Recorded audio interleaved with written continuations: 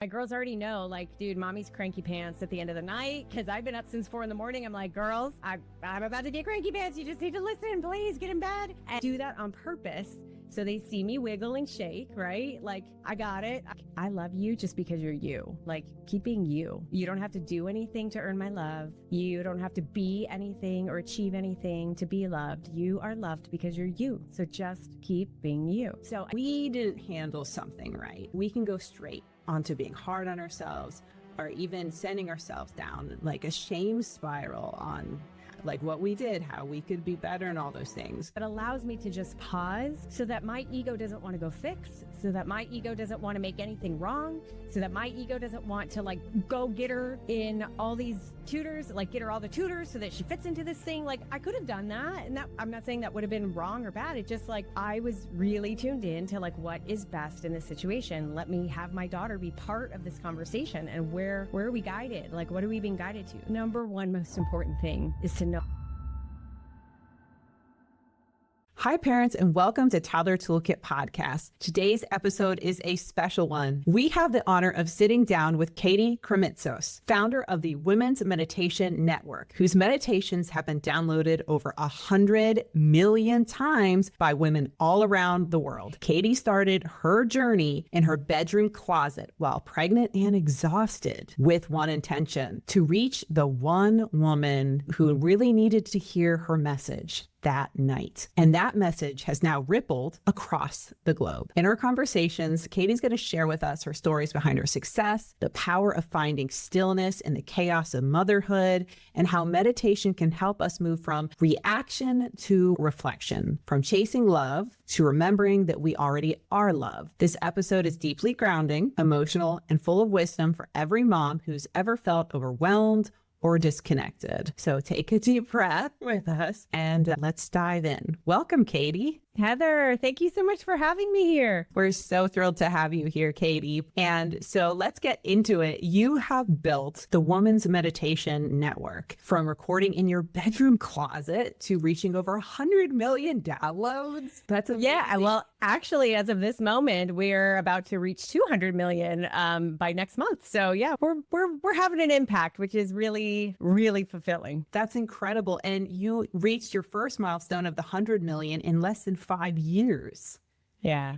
Only 0.1% of podcasts ever achieve that. So your message is really important. And that's what this is showing us, that it's really reaching women who really needed your message. And I would just love for you to take us back to the beginning, before you reached the 200 million downloads that you're almost about to cross that benchmark. Before all of this, can you take us back and what was going through your head the very first time you hit record? So back in 2018 is when I launched the Women's Meditation Network, but I had actually been a podcaster since 2014. Back then I had a business podcast that was for women entrepreneurs. And I have a really funny story about the very first time I hit record myself. For that, it was nerve-wracking to actually put me out into the world that way. And so fast forward, I had grown this really successful, coaching business. I had masterminds, I had courses, I had live events. I had, lots of one-on-one clients. I loved my work. I really loved it. I felt like I could make a real big impact. In 2017, I had hit my first 6-figure year, and I was like, okay, things are clicking into place. This is great. And 2018 started really successfully, knowing that I wanted to triple my reach, triple my business, triple my downloads, all that sort of stuff. And so Q1 passed. It's going really well. We're hitting all our marks. And then in April of 2018, I found out I was pregnant with my second daughter. And mamas, I know all of you have some similar moment where something happens in your life as soon as you get pregnant. Sometimes it's you don't want to do something. Sometimes you lose your taste for something, but something immediately happens. For me, I immediately heard my intuition tell me, you're done with this business, which was terrifying because I was like, what do you mean? I love this. So I basically did what I love preaching now, which is I really went inside. And instead of launching all the things and pushing through it and going with the plan, I really kind of came inside. I got pretty quiet, and I would just go on walks with my husband every day and say what do I want to do? And one day I'd be like, okay, no, I'm going to stay down in this business. I'm going to do it. I'm going to grow it. It's going to be amazing. And I had a toddler at this point too. So I was pregnant with a toddler. there trying to figure out what to do with this business and with me, myself, and the next day walking, I'd be like, that's it. I'm done with business. I'm going to be a stay-at-home mom. I'm going to raise these girls. It's going to be awesome, and everything in between. And one day, a few weeks into this kind of quiet time, my husband asked me, well, what about that meditation idea? And I said, what about it? And I had a meditation for women idea like previously, earlier in the year.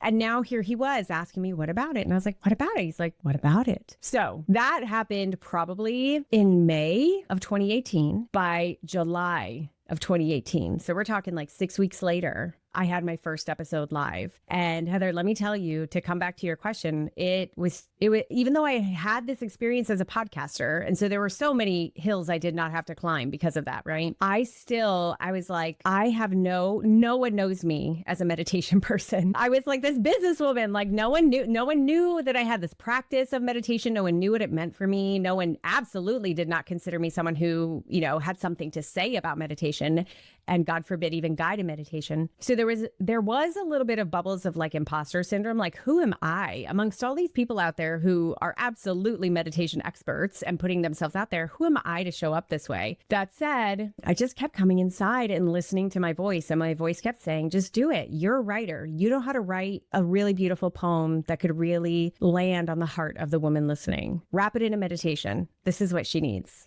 And so I just showed up. I just did it. I'm incredibly embarrassed of those first episodes, which every podcaster should be, I think. But I did, and I put it out there. And ironically, I was not very scared. I really have come to believe, and I've experienced this many times in my life, and I bet you have too. There are times when I'm terrified of what I'm about to go into, right? But then there are times when I feel like I am so aligned. Like my soul knows exactly what I'm about to do. I may not know the how, I may not know every little step, and I have a healthy amount of fear and a healthy amount of anxiety that sort of keeps me on my toes, right? But the vast majority of my energy was just knowing I was aligned. I knew, even though I had no audience, I had no right being there. I knew that this was what I was supposed to do. And I knew that women would want it on the other end. And so what happened, kind of the affirmation and confirmation I got from the universe months later, we were 3 months into it. And, at that time, my business podcast was getting about 5,000 downloads a month. And 3 months later, my meditation podcast, Meditation for Women, was hit 5,000 downloads in the month. And that blew my mind. I was like, okay, I think I'm on the right path.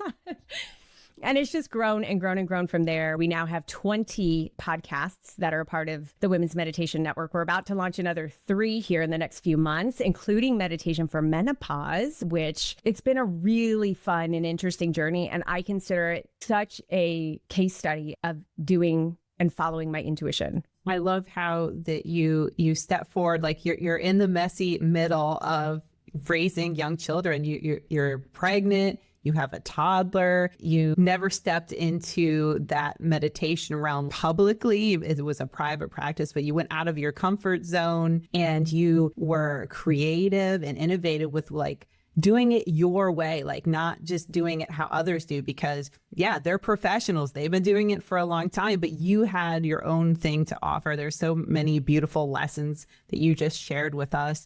And I bet there were some nights where you were really feeling tired, right? You're putting your girls to bed. Maybe you have now a newborn baby, right? But you still showed up to record. What kept you going on the nights you were tired? I still have those. I'm in a new season of things shifting in the best ways, and I can share that a little bit later. But now my girls are 9 and 6, and so there's still the after they go to bed type of work that Anyway, what kept me going then, and what still keeps me going, is a really deep connection to the larger vision and my belief that I am exactly where I need to be right now. And so I don't have another option, That's not to say that I'm hard on myself and I'm always going and I'm running ragged until I, plop dead on the side. But I was telling a good friend this the other day, I will always be one of those women who, to my close inner circle, you're always going to hear the same kind of vent from me, which is oh my God, I'm so overwhelmed. I'm so overworked. There's so many things I'm holding, blah, blah, blah, blah, blah. You're always going to hear that from me because I don't want to live life any any other way than full. I live it really full. Now, I have gotten better and better over the years about making sure that I am incredibly intentional with what fills my plate, but I wouldn't have it any other way. So what kept me up on those nights, what keeps me going, I haven't always, because there have been seasons of this 7-year business, 7-year journey where that fire hasn't been as strong, right? And I've sort of had other lessons to learn there. But in this particular moment of my business, and definitely in those early years of my business, the fire was just so strong. So I had no other choice. And the sleep really didn't matter too much because it was like, I've got to do this. Like, I have to do this. I have to get this episode out by tomorrow. I don't care if I have a newborn right here who you can sort of hear in the background of the meditation. Like, I don't care. I gotta, my producer will take that out. Like, we'll figure it out. So it is that in me. And I've been an athlete my whole life. And I feel like that has something to do with my work ethic and my dedication and my desire to push through when things are hard, not in a destructive way, but in a way that I know that there's good on the other end of that. There's purpose and there's beauty on the other end of that hard. I love how you're approaching that with imperfection, but taking action and intention and having that overall vision and values that you're leading by in your life. That is beautiful. And how you also tie that to other aspects of your life, making you stronger. Like you said, you're an athlete, or you practice some kind of athletics that also helps you give the skill and channel what you're doing. And I think so many moms listening know that, when they finish bedtime, they feel so spent and they still have that to-do list, right? You're talking about all the things, right? All the things to do, all the things on our plate, and your perspective of the full plate, which I love. So in this, there's the story of chaos. And I think a lot of moms relate to the tension and that feeling between the chaos and wanting the calm. And so what do you think motherhood teaches us about that? Like chaos, calm, and why do you think stillness feels so hard to access for us? Well, first of all, I definitely would love to sort of shed some myths about meditation and stillness. That said, though, before I do, I think that motherhood teaches us to show up when we don't want to show up. It is possibly the first time in our lives that we are wholly responsible for an entirely other being. I mean, maybe we've had practice as babysitters, maybe we've had practice with pets, maybe we've had practice with siblings in some sense, but like, this is like us. Like, we created this and we are fully responsible for it surviving. And then there's a moment, it's usually around the toddler years, where I remember this exact moment when my oldest was, 3 years old, and she was giving me some attitude. And I had this moment of just knowing, I was like, oh my God, I am done with the season of keeping her alive. And I'm now in the season of making sure she's a good human being. Oh my God, that was the weight of that was like, oh man, I thought keeping her alive was hard, So motherhood teaches us what needs to be done amidst whatever's going on, because we have to. Because we absolutely have to. And so in that, there's always going to be chaos, because kids are chaos, and kids, like the nature of human beings, like we're not like singular, like we're not a straight line. And so the nature of that is chaos. And I think our jobs is to connect with our own sense of stillness and rootedness into ourselves, so that the wind can blow and our trees and our limbs may move, but we're not going to break. And that's where I think the power of meditation comes in. And, I'll kind of circle back around to the myths of meditation. The common knowledge or common belief system is that it's so hard to find time to meditate. And I don't want to come into the stillness. And it's very, very common. I have felt that. I still feel that sometimes, where I'm like, I don't have time to do that. Or my brain doesn't want to shut down if I actually do sit down, right? Like, I'm still thinking of all the things. And so I fight it. And I think it's a very human thing to fight that stillness and to push back at it and just to get busy doing other things. And we have all the reasons to get busy doing the other things. So it's all valid, right? But I think some of the common myths of meditation that I hope to dispel will make it a lot more approachable. So one is that your meditation practice has to mean that your mind goes completely blank the entire time. And that is absolutely not true. The purpose of a meditation practice really is not to have a blank mind, although if you have moments of that, that's amazing. The purpose of a meditation practice is to notice what's going on in your mind, to become the observer, to create a space and a distinction between the thoughts and your soul, the observer, the person, and the beautiful soul who's observing these thoughts coming by, right? So it becomes that practice of that. And the more we do it, the better that muscle gets, to be able to recognize those thoughts, notice they're separate from us.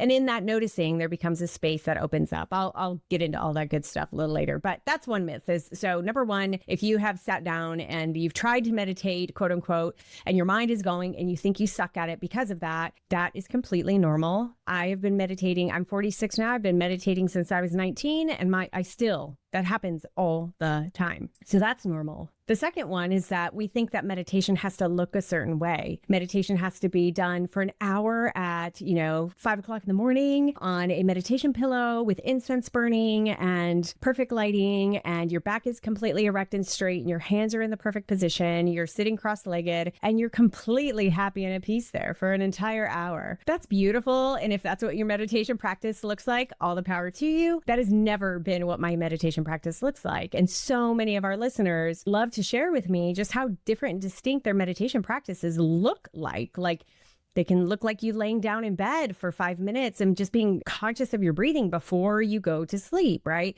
It can look like you taking a break from the chaos of the house and walking outside and just walking in your grass for a few deep breaths, right? For me, my meditation practice happens to be in the morning in this particular season of my life. It hasn't always been that way. And it's in the morning and I'm holding a cup of coffee. I'm sitting on my couch very comfortably. My back is absolutely not erect. And I'm sipping my coffee throughout my meditation. So the idea is to find moments to pause, which is really what I believe a meditation is. It's just a pause. It is a pause from the normal motion of the day. It's a pause from the normal hamster wheel of thoughts that's constantly going on in our minds.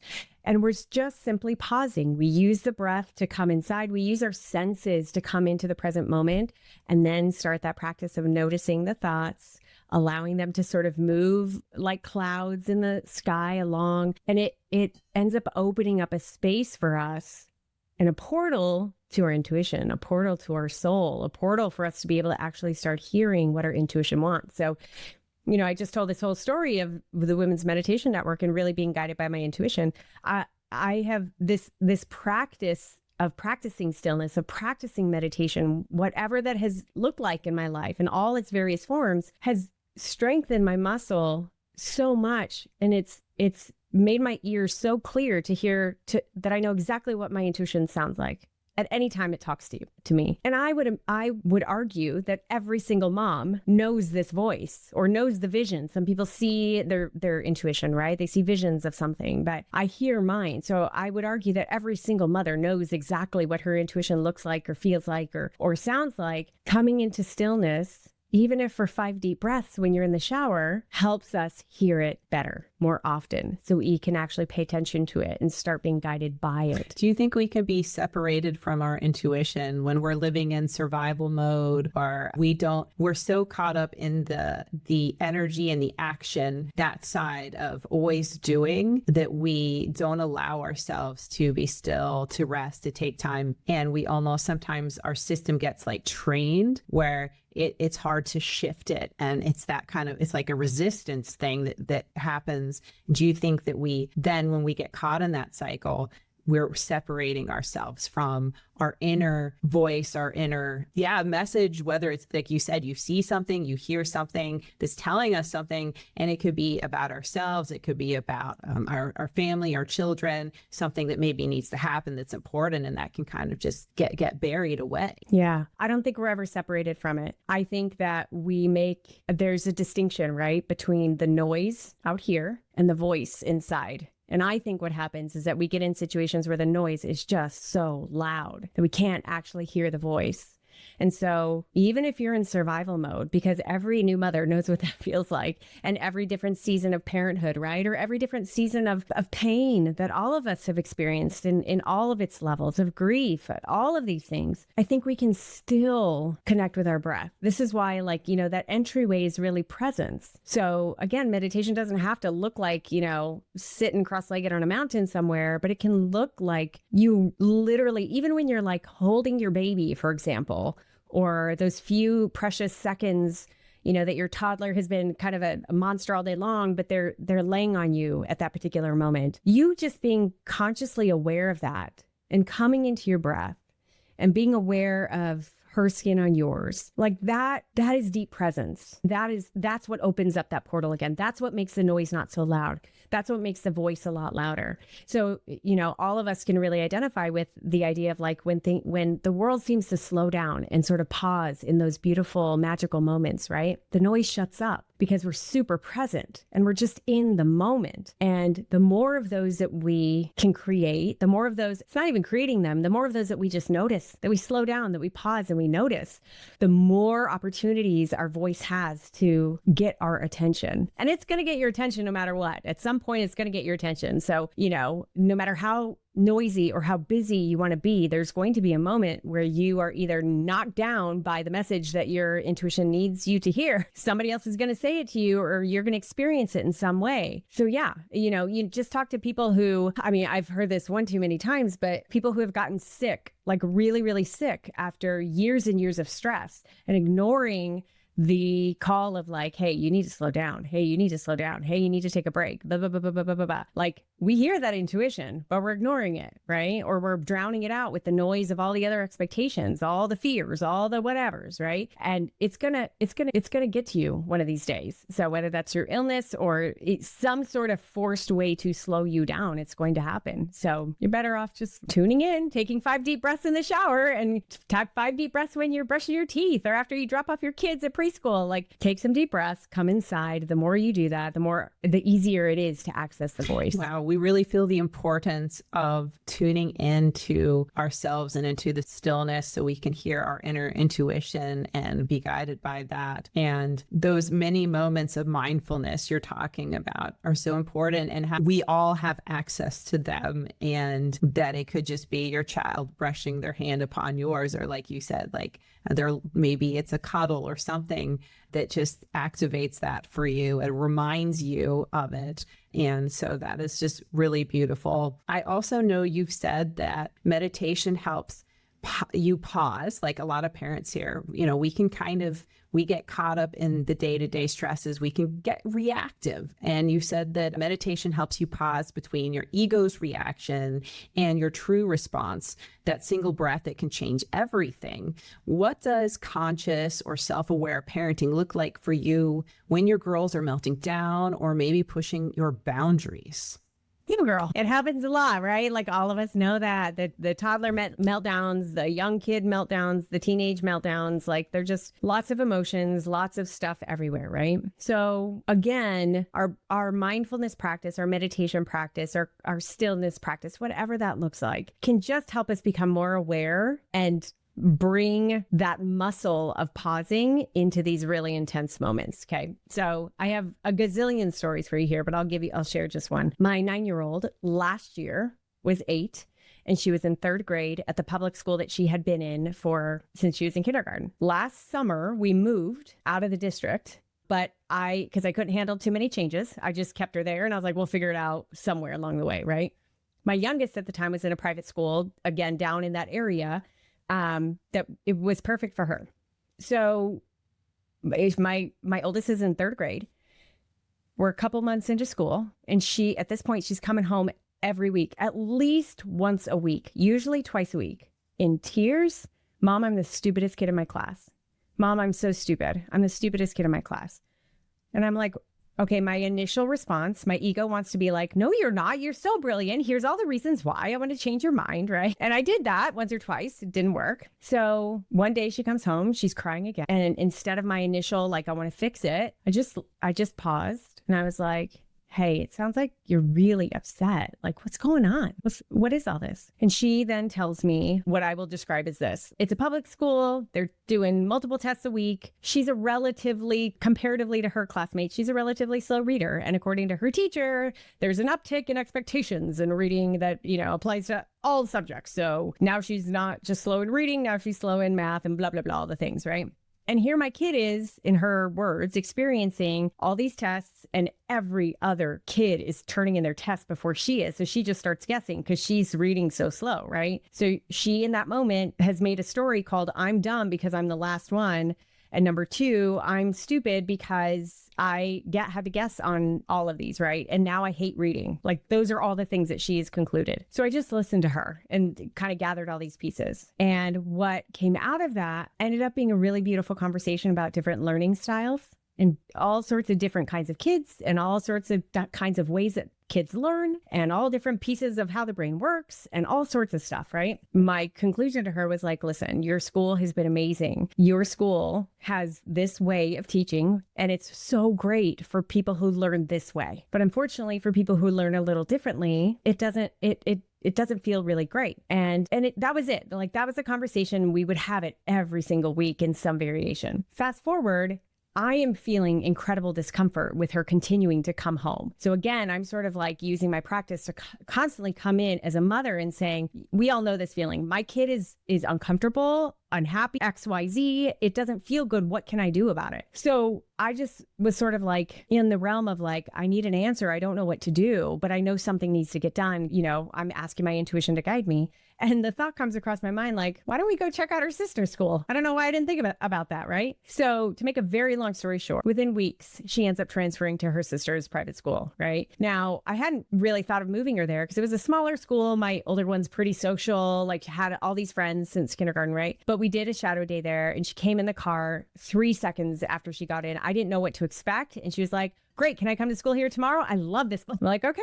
And again, to really round out this story, she has been there for a year now. She loves reading. She is a voracious reader. She's in an environment where her teachers, you know, I wouldn't call it like a woo-woo school, but it's some cool creative version of like there's 10 kids in the class and they're teaching to the kid and they have a curriculum, but there's so much room for creativity and different approaches. So my kid is thriving. She loves school. She knows how smart she is. She loves reading. Like it's a big deal, right? And I consider that success story. I give all of the credit to my ability to have a meditation practice that allows me to just pause so that my ego doesn't want to go fix, so that my ego doesn't want to make anything wrong, so that my ego doesn't want to like go get her in all these tutors, like get her all the tutors so that she fits into this thing. Like I could have done that. And that I'm not saying that would have been wrong or bad. It's just like I was really tuned in to like what is best in this situation. Let me have my daughter be part of this conversation and where are we guided? Like what are we being guided to? So that is one example of like boots on the ground, how it actually works in real life. Now, I can tell you 8,000 stories of messy bedtime situations, right? Where it's not always so pretty. My girls already know, like, dude, mommy's cranky pants at the end of the night because I've been up since 4 a.m. I'm like, girls, I'm about to get cranky pants. You just need to listen, please get in bed. And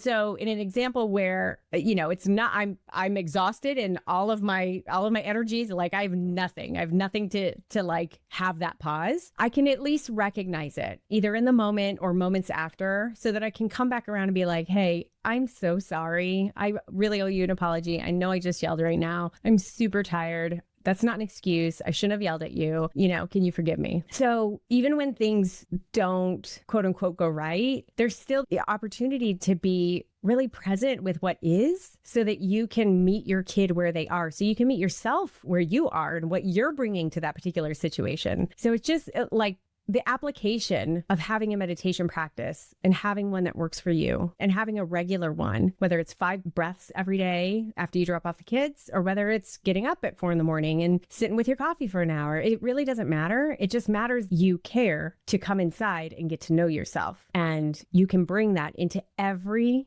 area of your life, every area. I love the example of the connection with your daughter and really seeing what was going on with her, and how you said that the pause is what led you to be able to have that conversation with yourself. So then you could have the conversation with her, and how on very tired night, you were self-aware of how you were feeling. You were expressing yourself, which is modeling, and how you were able to repair when you felt like you needed to with your daughters, when maybe you were feeling crankier than what you could contain in the moment. So those are all really amazing and intentional parenting strategies. And it definitely seems like you live by what you really value. What values are you the most intentional about instilling to your daughters about life? That's a great question. If you ask me what our family values are and like how we're teaching our kids and actively wanting to instill in them, number one would be family, the value of family. We're a team. We have Team Krimitsos. Like, we're Team Krimitsos. And they might not always like that because it's usually in like the chores. Like, we're Team Krimitsos. It's your job to clean up the dishes, right? But it's a common saying in our house, like Team Krimitsos. Like, we did this together. Good job, you know? So that's a big deal. I'm always telling my girls, I grew up with 6 kids in my family, and we're all very different, but we're all pretty close. And my mom did a really good job of making sure that we knew that we were all family. And so my way of doing that with my girls is always saying, like, you two are best friends. You have each other. Even after me and daddy are gone, even, you know, you're going to have friends who come and go, you know, even your spouses that you end up with, your soulmates for life. Like, you two are sisters, you are soulmates. Like, you're in this together. So even though you may not like each other, you guys are best friends. So that's all wrapped into that one. And then secondly, no less important than that is individual self-expression. I want them to be the best versions of themselves. I'm very clear that my kids are not a mini me. They're not a mini my husband. They are themselves. And so what I try to model and what I try to verbally express and what I try to encourage when I see it is how they are themselves. And it doesn't matter whether it's something that I like or not. Like, I'm constantly, you know, with each of the girls, bedtime usually includes me like laying down with each of the girls and just sort of loving on each of them. And I often will sort of speak affirmations to them just when I feel so called. And it's constantly like, I love you just because you're you. Like, keep being you. You don't have to do anything to earn my love. You don't have to be anything or achieve anything to be loved. You are loved because you're you. So just keep being you. So I think they're getting that because they seem to be pretty self-expressed. I would say that those are, and kindness, you know, I feel like is all wrapped up in all of that sort of stuff. But I would say that those are two or three biggest values. Those are beautiful. And you mentioned affirmations, giving affirmations to your daughter. And it reminded me of something. I know you actually have one of your newest episodes on daily affirmations for women, one of your podcasts, is I am compassionate and forgiving towards myself. And when I heard it, I thought, wow, this is something many moms, including me, need to hear because, you know, I realized recently, you know, I have worked hard to build the emotional muscles where I can really hold deep compassion for others, working with parents on this podcast and online and in real life. And I have this ability to see their intentions, to see past the surface, maybe situations that could be misinterpreted even. And so the thing is, so we can develop this deep compassion and self-awareness for others, right? But when it comes to ourselves, if we didn't handle something right, we can go straight onto being hard on ourselves or even sending ourselves down like a shame spiral on like what we did, how we could be better and all those things. Why do you think so many women, especially mothers, find it so much easier to be compassionate outward towards others, but struggle to extend that same grace inward? I don't know. I don't know. Maybe partially because we're caregivers and we are always thinking about the whole, generally speaking. Also, I think because we have such high expectations of ourselves for the most part, you know, and I don't know, maybe part of that is this outward expectation to sort of like have it done perfectly. I don't know if the why actually really matters. I think what really matters is the reminder that the number one most important thing is to know ourselves, love ourselves, and be ourselves. That comes before our relationship with our spouse, our loved ones. That comes before our relationship with our kids. It really does, because our kids model, their biggest teacher is us, modeling what we want to teach. So what am I going to teach my girls if I'm sitting there beating myself up over XYZ, you know? And I'm not immune to those feelings. Like, I definitely have mom guilt. I definitely have a little bit of shame that can creep up, right? But I think I can think my way out of it in a little bit of a practical sense where I'm like, okay, I'm going to give myself like the day to feel sorry for myself, feel like crap about myself, or not even that long. But at the end of the day, like, what good does this do? Like, what good does it do? I want to look for what lesson am I learning here and how can I move on? How can I be better? And I think that that's just my nature. But I think all of us, I don't think we want to live in misery. I don't think we want to live a life that is dim. I don't think we want to live in an energy that is self-afflicting. You know, I don't think we want that. There's no there's no honor in that, like to be I'm a little guilty. I can be the martyr sometimes, like, oh, poor me. Look at me, how busy I am and how much I do. And like, but there's no honor in that. It doesn't help anyone. It doesn't help me. And mom guilt and shame, like they're all valid things to process and to work through. But ultimately, it's the intentionality with which we're meeting that. Is my intention just to hold on to this because there's sort of this badge of honor of mom guilt? Yeah, we all feel mom guilt. Yeah, me too, girl. Like, no, like, yeah, I feel it. I want to move through it. I want to learn something from it. So I feel less of it, So for me, I can just sort of like make that, like, there's so many other things I want to do. Like, why would I hold myself down with that stuff? That doesn't make sense. So for me, it's a matter of making sure that for myself, how I practice,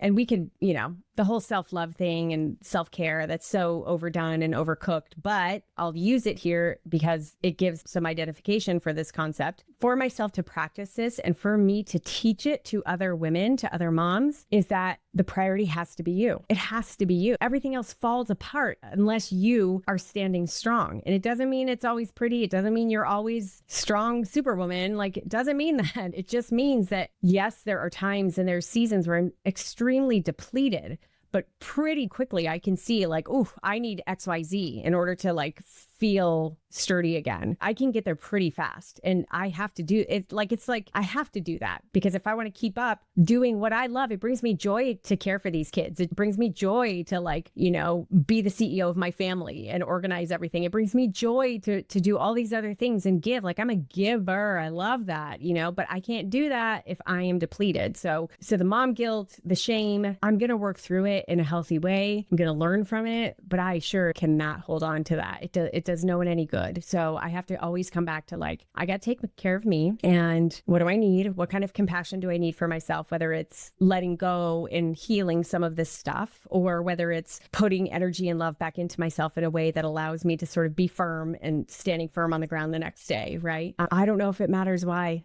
I think it matters more that we're actually in motion towards resolving that. I love how you spoke about the contrast of holding space for ourselves, but also not getting stuck in that guilt or that shame, and really seeing the pattern or the lesson, right? And being able to step away, because there is a lot of truth in that. And, there might be situations as parents with our children or even in relationships and other things where we have a nervous system reaction. Maybe we go into fight, flight, freeze, or fawn, right? We can kind of get stuck. And you mentioned also the I am love. And I really love that, because even a simple phrase, and this goes back to your affirmations as well, is even just I am love. It can be so powerful to shift how we can be stuck in guilt and how we show up. Because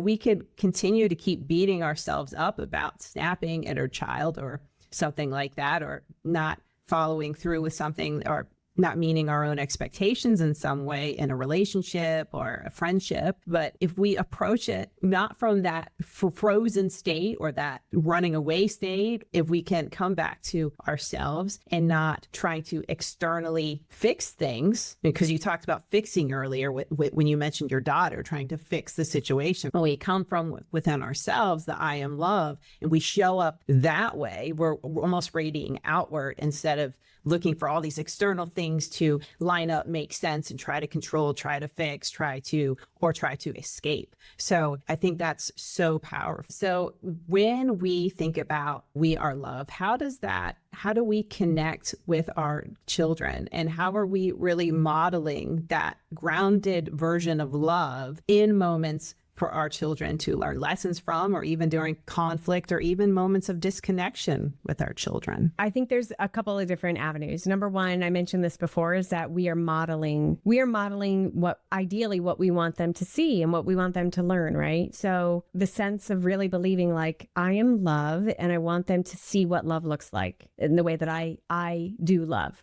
I'm working out on a regular basis. I make sure they see that. I used to separate business and mommyhood a lot, meaning like they would never see me work because that's how I could sort of concentrate in each areas. And it's only been in the past a couple of years that I'm like, I want them to see me work a little bit. I want them to see that what I do, why I do it. I want them to hear my passion for what I do. So, there's a little bit of that I'll show up like this and they'll be like, Mom, why are you so dressed up? Oh, I did an interview today. Obviously, I don't normally look like this. So, I get to talk about like, oh, I just talked, I talked to Heather today and we talked about XYZ, and they know mommy does meditations and they know, they know all of that stuff. So I love showing, they see that in how I live. They see kindness, they see family and friendship. One of our really, really good family friends, husband and wife, and 11-year-old daughter, the husband died of a heart attack back in February, and it was sudden and no one saw it coming. And so I'm really close to the wife. And so we're there a lot. We're constant, we're helping, right? Like we're the helpers. So just earlier this week, she was kind of in a bind and I was like, I'll go pick her up. We'll be at your house. So I take my girls after school. I go pick up the young daughter. We go to their house. That's quite a ways away from us. And I'm there, I'm cooking dinner. She shows up to dinner on the table and she's just overwhelmed. I mean, that's something I do. I don't need to do it for anyone to see it, but it's nice that my kids see it. And that's part of who we are, So that kind of stuff. They see me and my husband helping. They see us being friends with people. They see us speaking kindly about people. They see us doing work we love, really making an impact, doing work we really, really love. And so from a vantage point of what are they learning about career and and money and values there? They're seeing us make money by doing work that we love. And I'm not giving them an example of showing up to a job I hate. Do you know what I mean? So all of those things, my sister and I are really close. They see two sisters. I'm constantly talking about oh, well, me and Nina Val, that's how we were. And blah, blah, blah. So they're seeing me live my life and they get an example of what that looks like. And I ain't Mother Teresa, but they're seeing it in action. They're seeing what my values are in action, and they're seeing me love myself and take care of myself. And I'll share this little fun thing with you. So to give some context to this story, in my mid-20s, I suffered from a really bad eating disorder. I had gotten really, really big in my late teens, in my college days, and then lost a bunch of weight, and that sort of spiraled me into an eating disorder. Came back from that, and now feel like I have this amazing intuitive relationship with my body, with food, with exercise, all the things. I feel incredibly free in who I am, right? And so I am very conscious about how I walk around my kids and what I say about my body in front of my kids and how I do stuff, right? So it's a little embarrassing, but it's really sweet. And I think it's very intentional. So I'll walk around naked in front of my kids, not all the time, but enough to where it's okay, mom's walking around. I do that on purpose. So they see me wiggle and shake, right? I got it. I got some meat on me. And a couple of years ago, they were like, oh, Mom, your booty's wiggling. And I was like, I know, isn't it great? And I did this little dance and I was like, I love my body. I love my body. And I just we shook everything I could possibly shake, saying these beautiful words. And wouldn't you know it, every once in a while, I'll catch my kids after a bath or whatever. And we're all being goofy and they go into the song. I love my body. It might be goofy to them, but it's meaningful, right? And that's what they're seeing in their mom. So that's me loving myself. That's me doing my best to teach them what it looks like to be a woman who's one with her body, no matter what it looks like. I can't speak that lesson enough. You know what I mean? I have to live it. So these are all a wide variety of examples of just how I am able to show how I love myself and others. I love how you are showing up for your daughters, living by example and leading by example. And also, I know that you poured a lot of this wisdom into your podcast that you do to help women through meditation. And so for the mom, in closing, for the mom who feels maybe anxious, disconnected, not enough, what do you want her to know right now?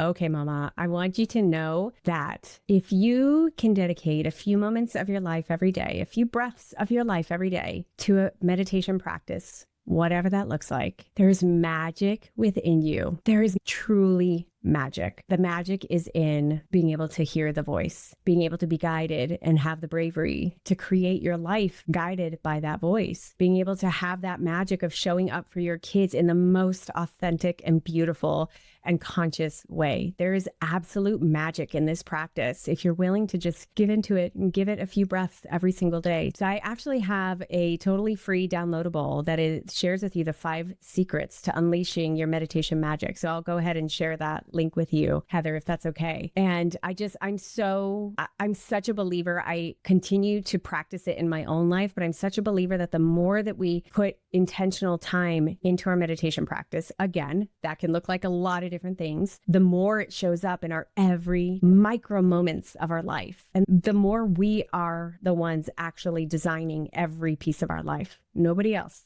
We are. There's magic there. I love that. I will go ahead and put that link in the show notes. So all you have to do is scroll down and you will see that. And we'll go right to the link for the meditations from Katie. Katie, thank you so much. I'm so excited to have had this time to talk with you, totally be inspired. And hopefully we all dance naked a little bit and live. We fill our own cup, live. And the message is just, it feels so alive. So thank you for spending this time with us. Heather, thank you so much. I really appreciate it. All right. Bye, everybody.